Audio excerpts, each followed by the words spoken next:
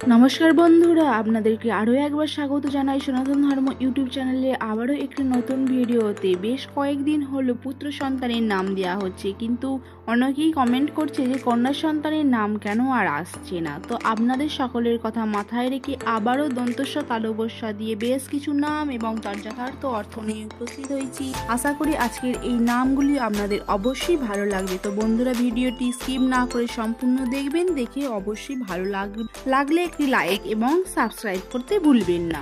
তো বন্ধুরা, চলুন এক নজরে দেখে নেওয়া যাক আপনার কন্যা সন্তানের জন্য আজকে যে বিশেষ 30টি নাম রয়েছে, সেই সমস্ত নামের মধ্যে কোন নামটি আপনার কন্যা সন্তানের জন্য একদম উপযুক্ত হয়। আজকের প্রথম নাম হলো সামিরা, যার অর্থ হলো হালকা বাতাস। এর পরবর্তী নাম হলো সানিয়া, যার অর্থ হলো মহিমা। এরপর সানিকা, যার অর্থ দেবীর একটি রূপ। এর পরবর্তী নাম হলো সৌম্যা, যার অর্থ হলো কোমল বা শান্ত।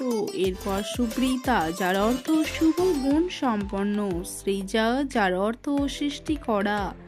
শ্রুতি, যার অর্থ শ্রবণ করা। সাভিয়া, যার অর্থ মধুর শব্দ। এর পরবর্তী নাম শিবানী, যার অর্থ দেবী পার্বতী। শ্রুতিকা, যার অর্থ জ্ঞান সম্পন্না। শৈলজা, যার অর্থ পর্বতের কন্যা। শিবিকা, যার অর্থ দেবী গঙ্গা। সানভি, যার অর্থ মাতা লক্ষ্মী। শ্রীনিকা, যার অর্থ মাতা লক্ষ্মী।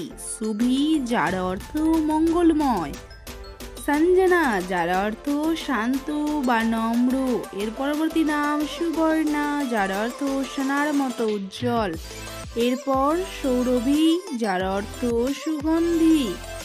স্মিতা, যার অর্থ হাস্যোজ্জ্বল। স্নিগ্ধা, যার অর্থ কোমল। এর পরবর্তী নাম হলো সুকৃতি, যার অর্থ সুন্দর কর্ম। সায়ন্তনী, যার অর্থ সন্ধ্যার প্রদীপ। শালিনী, যার অর্থ মঙ্গলময়। শ্রেয়াংসী, যার অর্থ শিবের অংশ।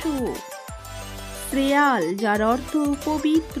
এরপর শ্রুতিধা, যার অর্থ জ্ঞানের ধারক। এরপর শিবশ্রী, যার অর্থ শুভ লক্ষণা। এরপর আজকে শেষ এবং অন্তিম নাম হলো শ্রবণিকা, যার অর্থ শ্রুতি মধুর। তো বন্ধুরা, এই ছিল 30টি নামের তালিকা। আশা রাখি এই তালিকার মধ্যে অন্তত একটি নাম আপনার কন্যা সন্তানের জন্য অবশ্যই পছন্দ হয়েছে। সেই নামটি কমেন্টে জানাতে ভুলবেন না এবং এই ধরনের আরও ভিডিও পেতে চ্যানেলটি সাবস্ক্রাইব করতেও ভুলবেন না। দেখা হচ্ছে অন্য কোনো এক গুরুত্বপূর্ণ ভিডিওতে। ততক্ষণের জন্য ভালো থাকবেন, সুস্থ থাকবেন।